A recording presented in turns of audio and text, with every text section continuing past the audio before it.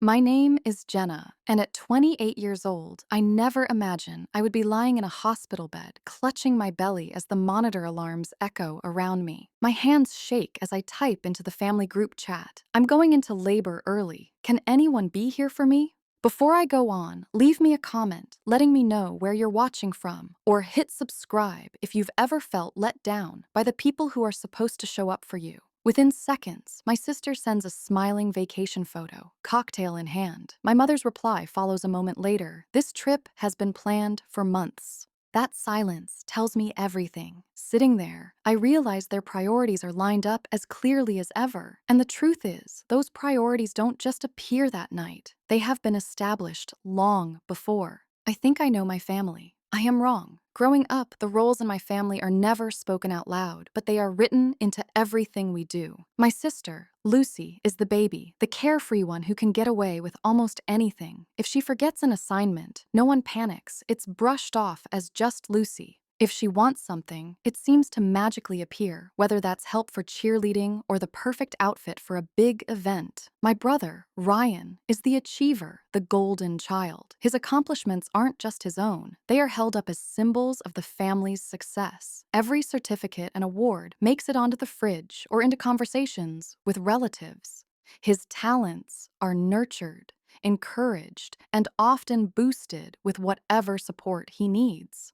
And then there is me, Jenna, the one who stays steady, the one described as mature before I am even old enough to know what that word really means. People say it kindly, as if it's praise. In that moment, I realize I am invisible, but underneath it is an expectation that I won't need as much, that I can figure things out on my own. Nobody asks if I want that role. It simply becomes mine. At first, I don't question it. Being dependable has its benefits. I learn how to organize myself, how to keep moving forward when things go wrong. But as time goes on, I begin to see the divide, the attention my siblings receive, and the silence that meets my own needs. And that is the cut I can't ignore.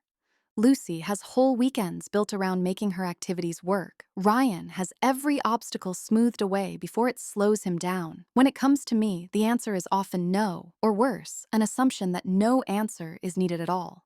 One memory from high school still stands out. I have earned a place at a statewide leadership conference, something I am proud of and something colleges pay attention to. It only requires a ride and a little help with the travel cost. But that same weekend, Ryan has a big soccer tournament, and Lucy has a birthday party she can't miss. My request doesn't spark a discussion. It's brushed aside instantly. Jenna will be fine without it, my mom says. To her, it isn't cruel, it's convenient. It feels like a wound I can't bandage. But to me, it is a message. What I achieve matters less because they believe I will always land on my feet. The smaller moments cut just as deep. When Lucy falls behind on schoolwork, Dad stays up late, helping her finish it. When Ryan drops his phone, Mom makes sure he has a new one within days. But when I fracture my wrist in gym class and struggle to carry my things, the only advice I get is to just tough it out. No one offers to lighten my chores or make my daily life easier. By then, I have already learned not to expect it. This is only the beginning of the nightmare. On the surface, I look like I'm handling it all. I don't make dramatic complaints. I don't fall apart. But inside, it feels like I have disappeared. Their favoritism isn't obvious from the outside. It just looks like family life, the kind of thing anyone could dismiss as normal. The truth, though, is sharper. The very qualities they praise in me, strength, responsibility, independence, are used as excuses. Excuses not to hold me with the same care they give my siblings. I tell myself it could be worse. At least there isn't screaming or punishment. I am lucky compared to other stories I hear, and yet, being quietly dismissed leaves its own scars. My independence is real, but it's built on the belief that asking for more will only lead to disappointment. I carry that lesson deeply, not realizing how much it will shape me later. Those early years create a script we all follow. Even as we grow up, Ryan is still the achiever, Lucy stays the baby, and I remain the responsible one, expected to manage without help. The question is whether that script will ever shift. And when I face one of the most important chapters of my life, I wonder if that dynamic will hold when it counts. I think I've hit bottom. I haven't. When I learn I am pregnant, I believe it will finally be the moment my family comes together. This isn't just any news. This is the first grandchild, the child who will make my parents grandparents. The milestone we all assume will matter to everyone. I picture my mom picking out blankets and outfits, my dad joking about traditions he'll pass down, my siblings competing over who will be the fun uncle or aunt. In my mind, the baby is going to be the bridge back to something closer, something stronger. Those hopes carry me through the first few weeks, but reality shows itself quickly. It should be a turning point. It isn't. My pregnancy is complicated from the start. At 12 weeks, my doctor explains I will need closer monitoring than usual, extra appointments, more ultrasounds, and a warning if the baby comes too soon. There could be breathing problems, and even time in the NICU. I leave that office nervous but determined. Surely this is when my family will show up. Surely they will prove they can step outside of their own lives. But as I try to plan how to juggle the tests and appointments, the family group chat keeps buzzing with messages that have nothing to do with me or the baby. Lucy's weekend trips, Ryan's work deadlines, my mom's outings with her friends. The silence on my end usually goes unnoticed. Or worse, it's treated as though my updates are just clutter in their feed. Every time I push through nerves to share something important, it feels like they barely register it. That is the moment hope slips through my hands. The missed moments pile up. I invite them to hear the baby's heartbeat. Mom says she can't make it. She already has a spa day booked. I try again for the anatomy scan, when we'll learn if it's a boy or girl. Lucy messages back. She already has flights booked to Bali. Ryan sends a thumbs up and adds, "Send pics." No explanation. No effort. What is momentous for me looks like something casual to them, and pretending it doesn't sting becomes harder each time. I plan a dinner one evening, wanting to share I have felt the baby kick for the first time. Ryan cancels at the last minute for a meeting. Lucy arrives late, glued to her phone, laughing at her friends' posts. When I finally announce it, hoping the table will pause, Lucy gives a short, "Oh, that's great," then goes right back to her story about shopping. Within seconds, the moment is gone. Like I haven't said anything worth noticing. Bit by bit, the picture I have imagined falls apart. Instead of pulling us together, the same old roles just reappear in a new script. I ask for support. What I get is performance at best, indifference at worst. Each conversation leaves me scrolling back through the chat long after it ends, waiting for a text that never comes or a call I know won't arrive. What I see next still makes me shake. One day, after another appointment, the doctor reminds me gently to be careful. There is a risk the baby could come sooner than expected. I clutch the ultrasound photo in the parking lot, debating whether I should even share it. Finally, I type, "Baby's healthy right now, but doctor says we need to be cautious." I attach the photo, hoping, just once, it will spark the reaction I long for. Within minutes, Lucy floods the chat with snapshots of resorts she wants to book, sunnier skies, endless restaurants, pools overlooking the ocean. My message is buried so fast it stings like a slap. The only reply from my mom is just as sharp in its emptiness. "Just follow directions and try not to stress." That's it. No call, no reassurance, no offer to come with me next time. I sit alone in my car, staring at the screen while my hands go cold. I tell myself, maybe this is their way of coping. Maybe they care differently. But underneath it, I can no longer lie to myself. If the first grandchild isn't enough to shift their priorities, then maybe nothing ever will. And yet, I cling to a tiny sliver of hope. I think things might change as the due date draws closer, that when the reality of a baby arriving is undeniable, they will finally see what this moment means. I hold on to that hope tightly, but I don't realize I won't have the luxury of waiting, because the question of where their loyalty stands is about to be answered much sooner, and in circumstances I have feared all along. And that's when the real betrayal begins. It starts at 28 weeks. One moment, I am folding tiny baby clothes, imagining how soon they will be used. The next, a sharp pain clenches low in my stomach. At first, I tell myself it could be dehydration Or maybe just an off day. But the cramps return, harder, rolling through me in waves that don't feel like strain. They feel like something much worse. It is too early. I know it, even before the doctor's words. Just yesterday, everything has seemed steady. Now it feels like my body is breaking its promise. By the time I arrive at the hospital, I am bent forward, barely able to walk. The fluorescent lights in the hallway cut into me, too bright, too harsh against the fear rising inside. The nurses move quickly, strapping monitors across my stomach, checking vitals, speaking in calm tones that clash with the urgency of their hands. Every time the contraction monitor spikes, I stare at the screen, like it might give me an answer. How long this will last, how much my baby can take. The words hover in the air: preterm, NICU, early delivery. They blur together, swallowing me whole. When the doctor finally sits beside me, he explains what my heart already knows, but my mind refuses to fully hear. At 28 weeks, baby's lungs are not ready. There are serious risks: breathing problems, machines to help, days or weeks in the NICU, complications no one can predict. He speaks about medications, steroids to help strengthen the lungs, interventions they will try to give my child every possible chance. I nod, my eyes fixed on the wall. I can't absorb the details. All I keep thinking is, how am I doing this without anyone here?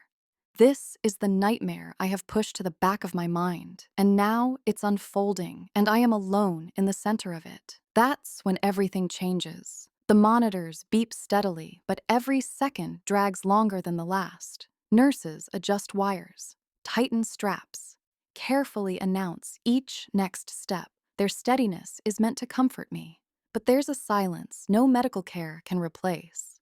With trembling hands, I reach for my phone. I don't polish the words. I don't add context. This time, I can't. I type the only thing I can manage: going into labor early. Can anyone come? It's the most direct plea I have ever sent. Stripped of everything but the raw urgency of the moment, I press send and just stare. I don't think I even breathe while the screen stays blank. Seconds blur into minutes.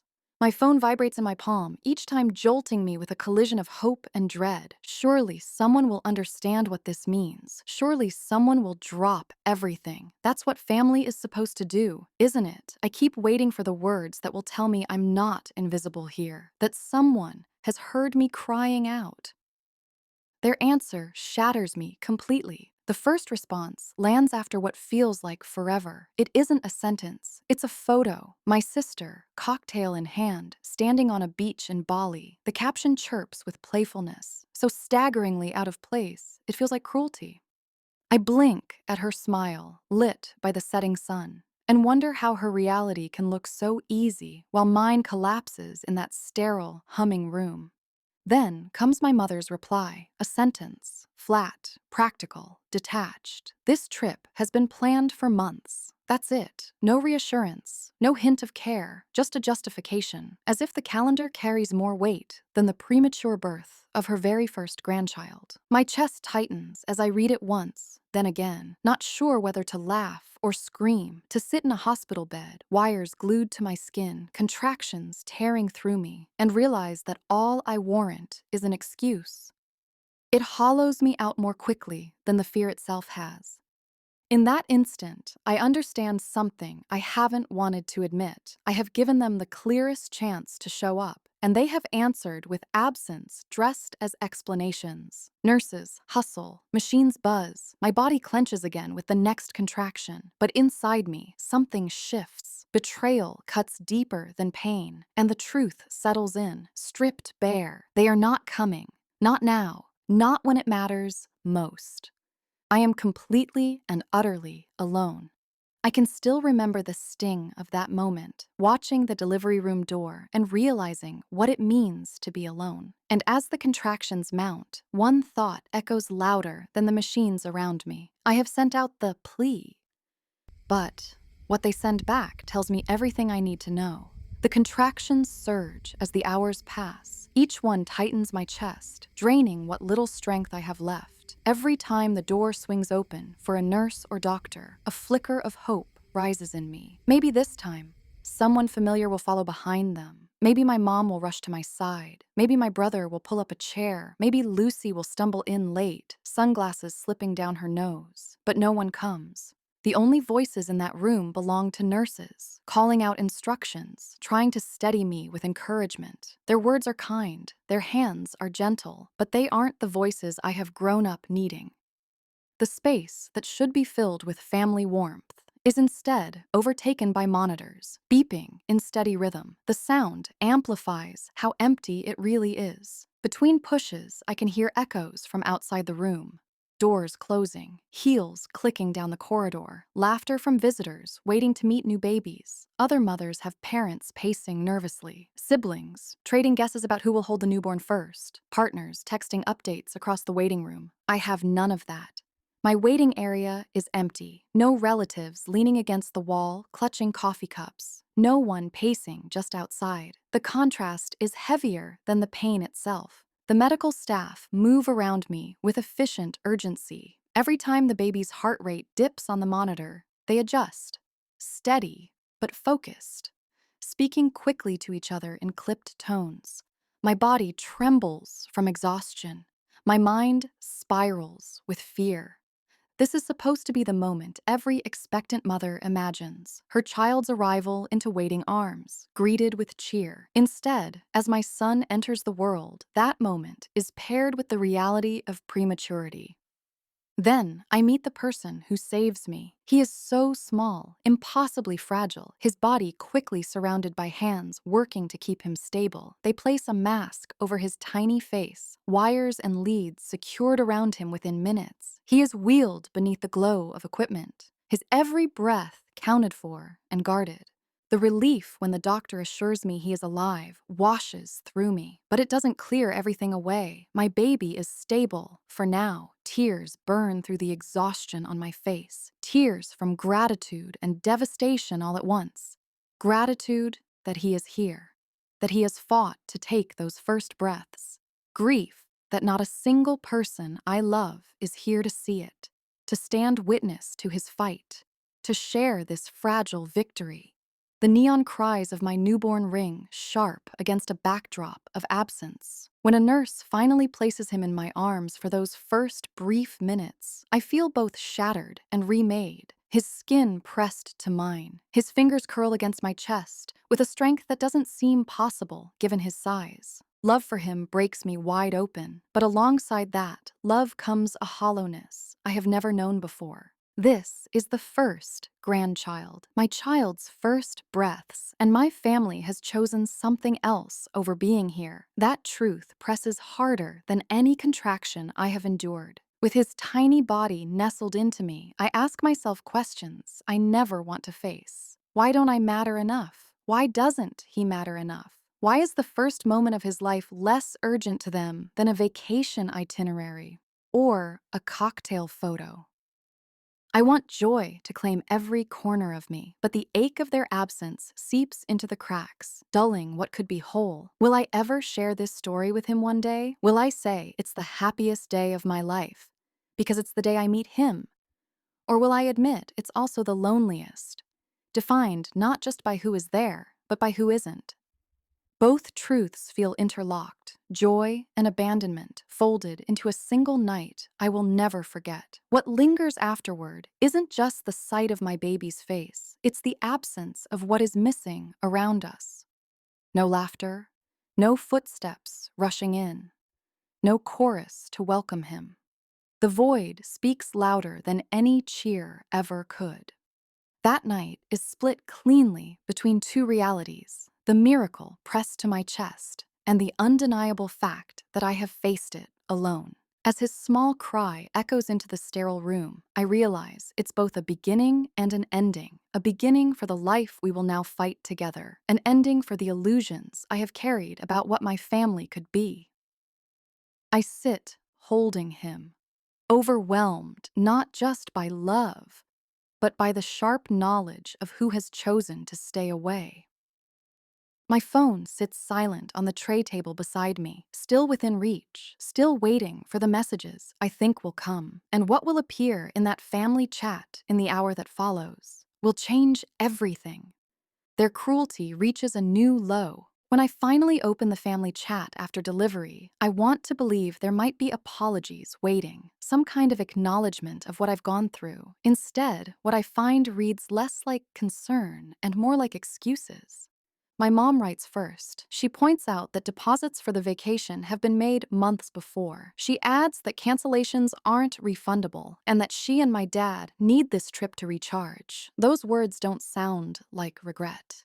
They are blunt, almost scripted, the kind of reasoning you use when you want to close a conversation. My crisis isn't treated like an emergency. It's brushed aside as inconvenient timing. Reading her message, my stomach turns. The scene around me is all wires, beeping monitors, sterile air. But her words yank me into another reality.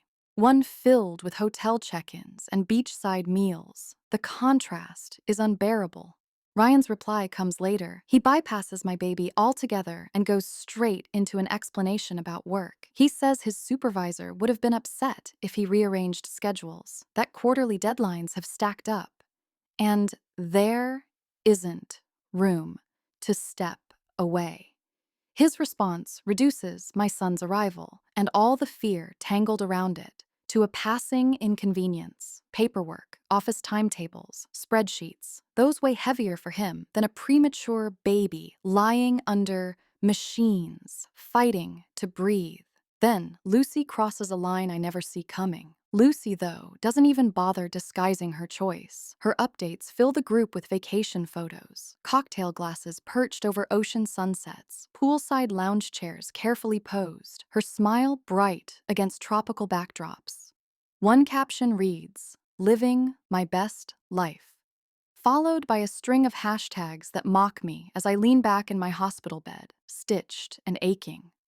My baby's monitor clicks and pulses beside me, blinking out a rhythm that tells nurses whether his tiny lungs are keeping up. Her carefully curated vacation pictures lay over that moment like insults I cannot escape. Then comes the line that stays with me, my mother's follow-up. This vacation was planned way in advance. 7 words, sharp, heavy, unforgettable. I read them again and again, even hours later as I sit in the NICU. My son surrounded by lines and steady alarms. It isn't an apology, it's a verdict. Her calendar carries more weight than the fragile, gasping arrival of her first grandchild. Every message that follows has the same cold detachment. Ryan defending his deadlines, Lucy flaunting exotic meals, my mom circling back to schedules and deposits as if repetition can erase my need. Their tone makes me feel less like a daughter, less like a sister, more like a footnote they feel obligated to acknowledge without slowing down. My emergency has been reframed as mine alone. In their eyes, I am still the reliable one, the child who can absorb every burden, the one who will survive anything without help. That realization wears on me hardest in the quiet hours. While I sit upright in the NICU chair, my arm awkwardly cradling my baby against a maze of wires, my phone buzzes with Lucy's next post, a broad smile, hair curled from salt water, framed against palm trees. My chest squeezes so tight, I have to close my eyes. She is free, uninhibited, celebrated. I am tethered in every sense, tethered to machines, tethered to pain, tethered to the haunting awareness that this is all mine to manage without them. Each night becomes its own strange rhythm, 3-hour feedings, nurses injecting meds, the low hiss of oxygen machines punctuated by sudden alarms down the hall. I live inside a sterile world where every ounce matters. And on my phone, the opposite reality scrolls past. Warm breezes, glowing drinks, tables crowded with food under perfect skies. Their captions aren't casual updates. They are declarations of joy that shove my reality deeper into shadow. The weight of it sinks into me slowly, but relentlessly. Family love is conditional. It shows up when it's easy, when it doesn't touch their comfort, when it doesn't compete with leisure or work. But here, at the test that matters, they turn away. If they won't come now, they never will. Once that truth reveals itself, I can't smooth it over with excuses anymore. I know then this betrayal isn't passing. It won't be mended by time or vague explanations later. Some wounds don't close, they redefine. The group chat stops being just a thread of messages. It becomes a record, a mirror showing me what I have ignored before. Their priorities have been spelled out in neon: vacations, deadlines, leisure stacked above me. It leaves me carrying more than a fragile baby when I walk through those hospital doors. I carry the knowledge I can't count on them, not even in the moment that matters most. And that silence I step into outside the delivery room isn't temporary. It's setting the stage for everything that will follow. I never see the storm coming. Days after I leave the hospital, Jake calls me. His voice is tight, urgent. "You need to know something. It's worse than you think." I brace myself, because by now, worse feels like the only direction this can go. He tells me Lucy has been telling everyone she is visiting me weekly, that she is bringing meals, sitting with me in the NICU. She even shows Dad photos of the baby, pictures she has stolen from the few I have shared in the family group chat. Photos she claims as her own. The lie hits me like a second labor, sharp, unforgiving. The same family who ignore me have been praising her, congratulating her for being the one who shows up. I sit there, holding my son in one arm, phone in the other, trying to steady my breath. All those nights, I have cried alone in the NICU. They have been sitting around a dinner table, clapping for Lucy. "She's been telling everyone you wanted privacy," Jake says, "that you were too overwhelmed for visitors." They believed her. It isn't neglect, it's a deliberate erasure. I press the phone tighter to my ear, staring at the incubator.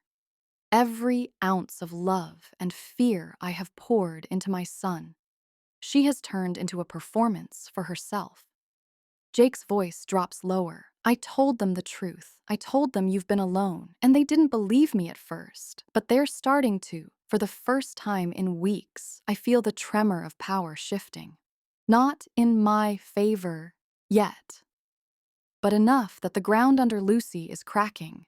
Everything is about to explode." That night, Jake sets up a video call. Everyone is there: my father, Eleanor, cousins, aunts, and Lucy smiling stiffly at the edge of the frame. Jake angles the camera toward me. I turn mine toward the crib. "This is your grandson," I say softly. "Your nephew, 4 weeks old, and not a single one of you has met him." The silence on their faces says everything: shock, guilt, even shame, though some fight to hide it. Then I turn the camera back to myself. "Lucy told you she's been here. She hasn't. Not once. I have been alone in this hospital 12 hours a day, watching my son fight for his life. Alone." Lucy's smile falters. She stammers. "That's not," she's twisting it. But Jake cuts her off. "Don't. I've seen the chat. I've seen the lies. She's telling the truth." One by one, their eyes shift away from her, even Dad's. The matriarch mask she wears starts to crumble. I steady my voice. "I don't expect perfection, but I do expect honesty and support, not lies that erase me from my own child's story. For years, I have been the dependable one, the strong one, the one they assume will survive without help. Now, for the first time, I'm not carrying that role quietly. I am setting it down, piece by piece, in front of all of them." Lucy tries again. "I was protecting you from the stress, from constant questions." "No," I cut in. "You were protecting yourself from being exposed for what you didn't do, from being seen as absent, and you did it at my expense." The call grows heavier. Faces harden. Some turn away from her entirely. And in that moment, the power shifts. She isn't the golden sister on vacation anymore. She is the liar who built her story out of stolen pictures. I have thought I am invisible, but now every word I speak burns its way into the silence she has left. This isn't just survival anymore. It's a reclamation, and Lucy knows it. Justice finally finds its way to me. After that video call, the silence breaks in ways I never expect. The next morning, Dad shows up at the NICU. For weeks, he hasn't so much as called, but now he stands outside the glass, staring at his grandson with tears running down his face. He whispers, "I should have known. I should have come." For the first time since Mom died, his regret isn't buried. It's raw, right there in his trembling hands. Eleanor sets a bag down at my feet. Inside, preemie clothes, a journal for milestones, food so I won't forget to eat. Things I have begged for silently, but never received. They are late, but at least they are here. Lucy, though, doesn't come. Not that day. Not the next. When she finally appears at the NICU entrance, clutching a teddy bear like a peace offering, I stop her. The nurse looks at me, waiting for my decision. And I say the words I have never dared before. She's not on the visitor list. She doesn't get in. Lucy's face falls. Her voice rises, sharp and panicked. I'm his aunt. I have every right. No, I say calmly. You forfeited that right when you lied, when you left me alone, when you stole my story. This door doesn't open for you. The nurse doesn't move. Neither do I. Lucy's hands shake as she shoves the bear at me. Then she storms off, her heels striking the tile like gunshots. That is the last time she tries to visit. In the days that follow, messages pour in, cousins apologizing, aunts explaining they didn't know. I answer some, ignore others, because now I'm not desperate for their attention. I am protective of my peace.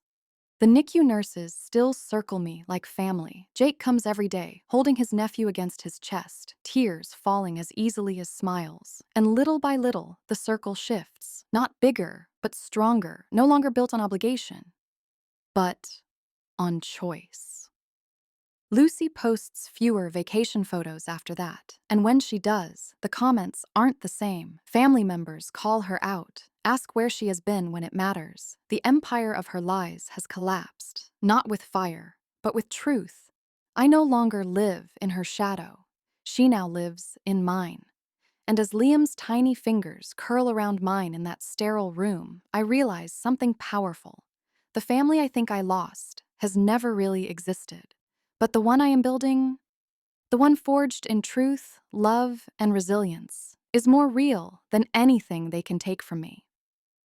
Months later, I sit on the floor of Liam's nursery. The room is quiet, except for his steady breaths, the soft rattle of toys beside him. I think about that night in the hospital, how my phone has buzzed with excuses, with photos of beaches and cocktails, how my mother has typed 7 words that carve into me like a blade. This trip has been planned for months. For a long time, those words haunt me. They replay in my head every time I rock my son to sleep, every time I chart his tiny milestones, as if the life of my child could be outweighed by a vacation itinerary. But somewhere along the way, they stop cutting, they start sharpening, because while they are planning trips, I am building strength. While they are chasing cocktails, I am fighting beside my son, while they excuse their absence. I am learning what family really means.